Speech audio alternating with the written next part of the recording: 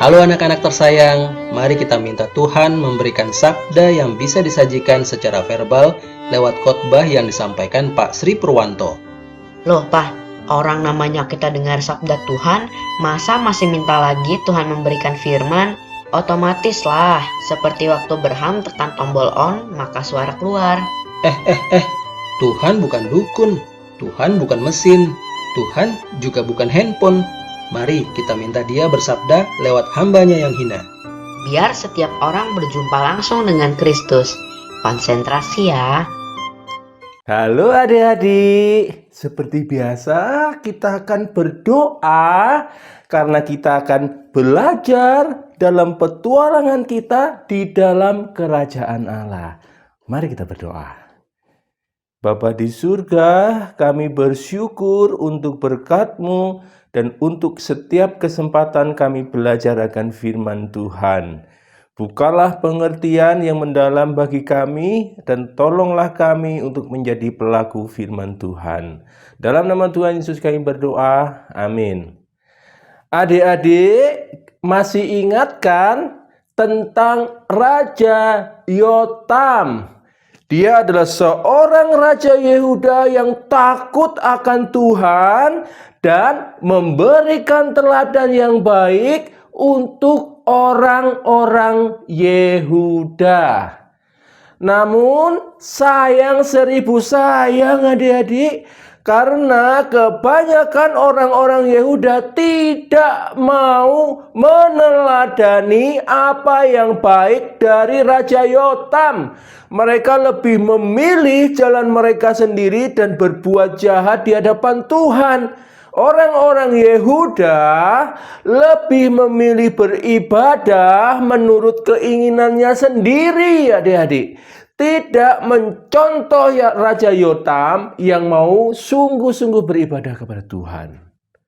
Oleh karena itu, maka Tuhan menghukum mereka dengan, nah ini perhatikan adik-adik, dengan memberikan seorang raja yang sesuai dengan tingkah laku dan perbuatan mereka. Sehingga mereka seolah-olah sekarang bebas.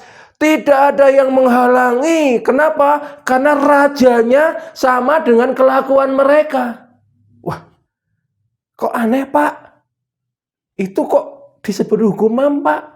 Adik-adik, Tuhan menghukum orang-orang Yehuda dengan membiarkan mereka. Ini adalah sebuah penghukuman yang justru sangat mengerikan. Mengapa? Karena seolah-olah orang-orang Yehuda mendapatkan apa yang mereka inginkan. Tetapi justru sebenarnya mereka ditaruh di tempat yang akan menghancurkan mereka. Ini sangat mengerikan adik-adik. Coba misalnya kalian masih ditegur, masih didisiplin sama orang tua, itu berarti kalian masih mempunyai pengharapan. Mengapa? Karena orang tua masih menolong kalian untuk melakukan sesuatu yang baik. Tetapi ketika orang tua sudah membiarkan kalian, apa yang akan terjadi? Mungkin kalian akan menghadapi kehancuran dan kecelakaan. Karena sudah dibiarkan sama orang tua.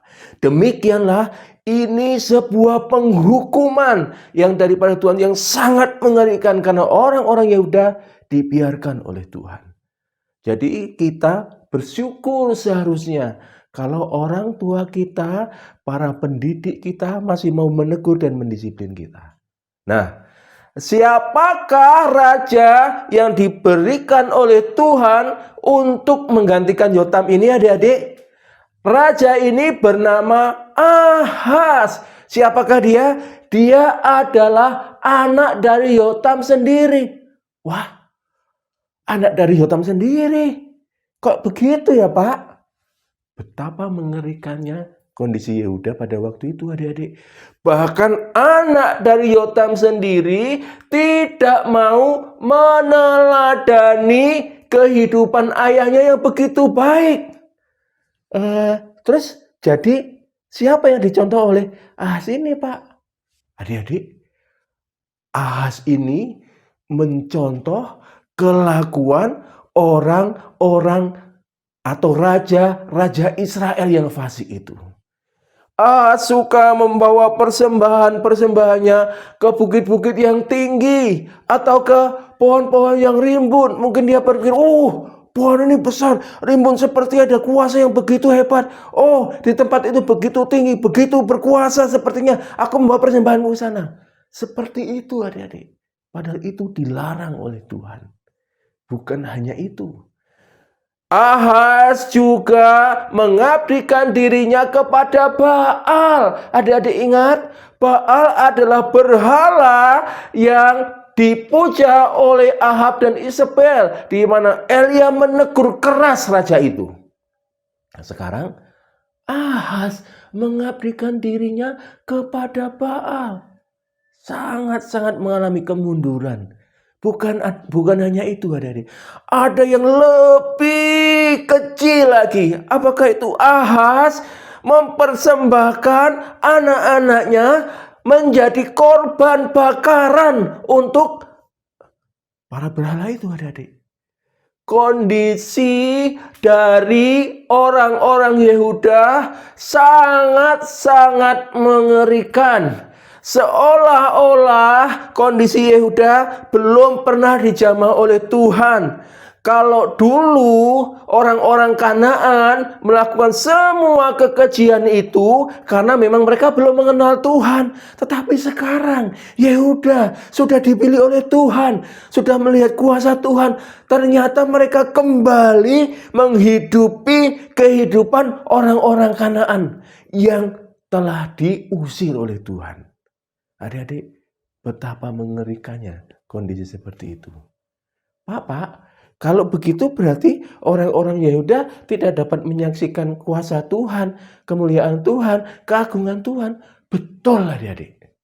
Orang-orang Yehuda tidak mempermuliakan Tuhan, tidak menyatakan keagungan Tuhan, tapi justru mempermalukan nama Tuhan. Ini mungkin juga sama seperti kita yang mengaku sebagai orang Kristen, tetapi kelakuan kita tidak ada perubahan, sama dengan orang-orang yang tidak mengenal Tuhan Yesus.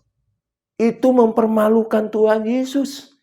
Seharusnya kita sebagai orang-orang yang telah mengenal Tuhan Yesus, hidupnya berubah, sedikit demi sedikit akan menjadi lebih baik.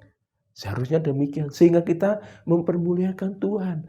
Nah, kondisi Yehuda tidak, adik-adik. Mereka seolah-olah menjadi orang yang tidak mengenal Tuhan, dan rasa takut kepada Tuhan tidak ada di dalam kehidupan orang-orang Yehuda. Tetapi apakah benar-benar Tuhan melepaskan orang-orang Yehuda ini? Tidak, adik-adik. Mengapa? Karena Tuhan setia dengan covenant-Nya.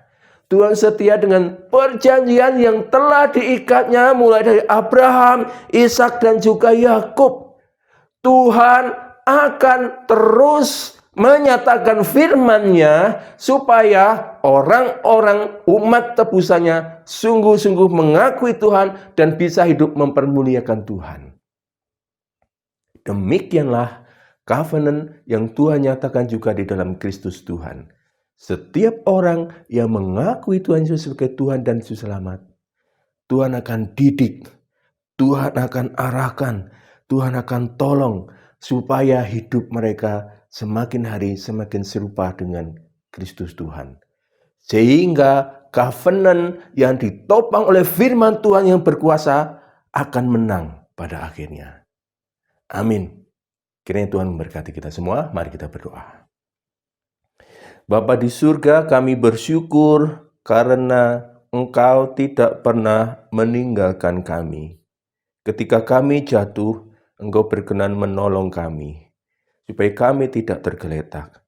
Hanya Tuhan, tolonglah kami, supaya kami boleh sungguh-sungguh mempunyai komitmen yang teguh. Karena kami telah ditebus oleh Tuhan, supaya kami boleh menyatakan cinta kasih Tuhan Yesus yang telah berkorban bagi kami di atas kayu salib, dengan tutur kata, dengan tingkah laku, dengan seluruh perbuatan kami yang memperkenan hati Tuhan. Dengarkanlah doa kami Bapa, dalam nama Tuhan Yesus kami berdoa. Amin.